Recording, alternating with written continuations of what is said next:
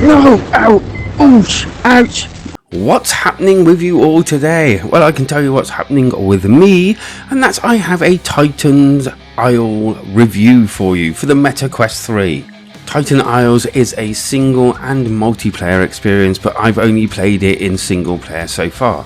Okay, so there is a story to Titan Isles, and basically it's one about defeating, finding and discovering why the Titans are doing what they're doing. Little secret, they are trying to destroy everything and everyone.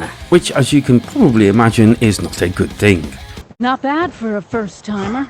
I heard Quirk giving you the tour. Enter your character with the help of your robot friend that's sometimes sarcastic and sometimes even quite good and funny. Going to cause any more damage now. Oh, it also looks like you absorbed a lot of energy from it. Who essentially is there to guide you at first and sort of like teach you what you're meant to be doing. Kind of think of Claptrap from the Borderlands series. And then there's your suits, and you get 4 different suits, all with like different powers, different types of kind of movement, and also different weapons. These can also, if I say also one more time, Feel free to roast me in the comments. these can all be upgraded and personalised-ish to the way you want them to be. Upgrade coins, or wherever they are obtained by completing different stages. And for the cosmetics, as you go along the game, you collect green gem things, and this is from destroying different enemies and also by destroying crates. And there's also a selection of collectibles and destructibles as you go along as well. So the actual gameplay of Titan Isles, when you get into it, is a kind of mix between shooter and platformer, at times a lot of platforming. And this is where, luckily enough, there is kind of a tutorial for each suit, and I probably recommend you doing them all. Dual pistols on the backs of your hands. They're rapid fire, work independently, and excel at short range or ground control. The movement as a whole was pretty decent. I did find it a bit difficult when traversing certain areas and your character would land and then kind of keep moving forward slightly. This kind of would have been okay, but a lot of the time you will be using things like a jetpack and pulsers on your wrists, which kind of made it feel a little bit awkward as you overshoot or land and then carry on moving off the edge of a small platform. This probably wouldn't be a problem, but most of these platforms have lava underneath them, and overshooting means that you're then flailing to, well, miss the lava. As for them weapons that you get to use, they're alright, to be fair. Some are better than others, and a lot of the time you have weak and strong weapons, and some are actually attached to you, and then other times you have to bring your hands together to basically make the weapon appear, which I kind of thought was a pretty decent idea. Does take a little getting used to though. There was one small problem. I guess it's not really their problem, it's more my problem. But when gripping two-handed with my weapon, I would grip it with my left hand, which meant that my jetpack would get activated. As I said, more my problem than their problem. It didn't take too long to get over it, but it was a bit awkward at the beginning.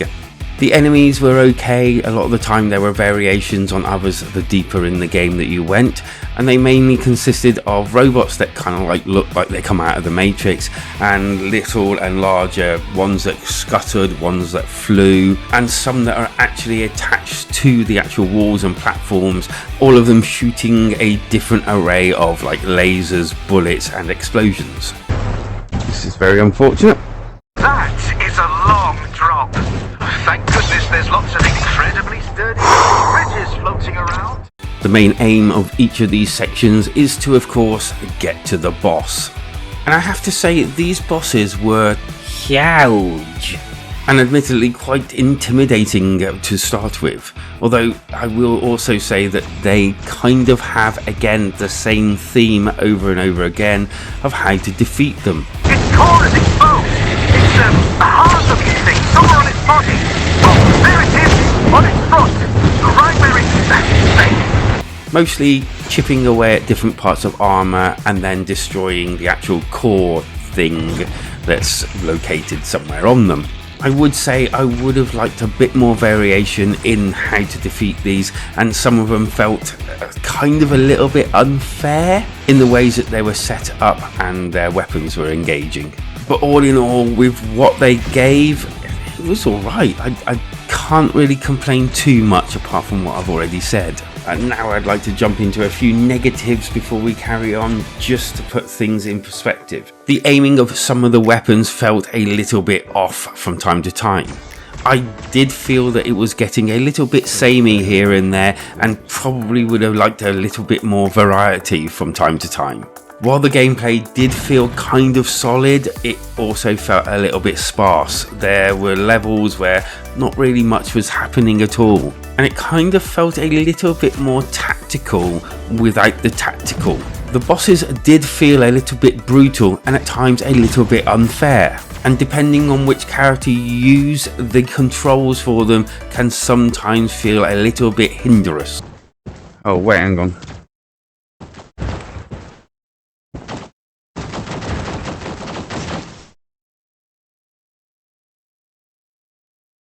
I'm not 100% sure where I'm meant to be going. Am I meant to be going up? Graphics and sound.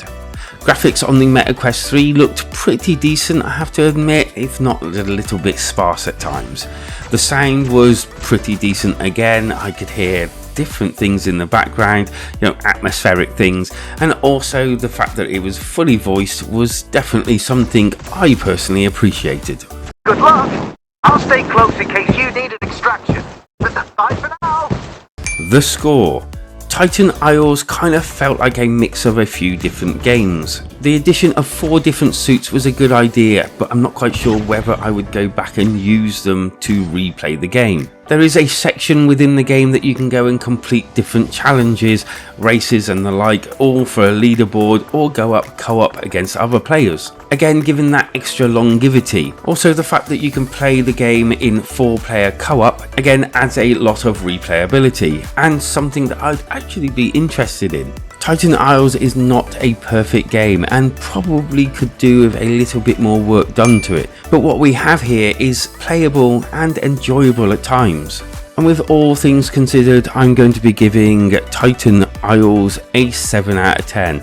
I think I will be going back to this one a few more times, and I will be definitely trying that multiplayer aspect out as well.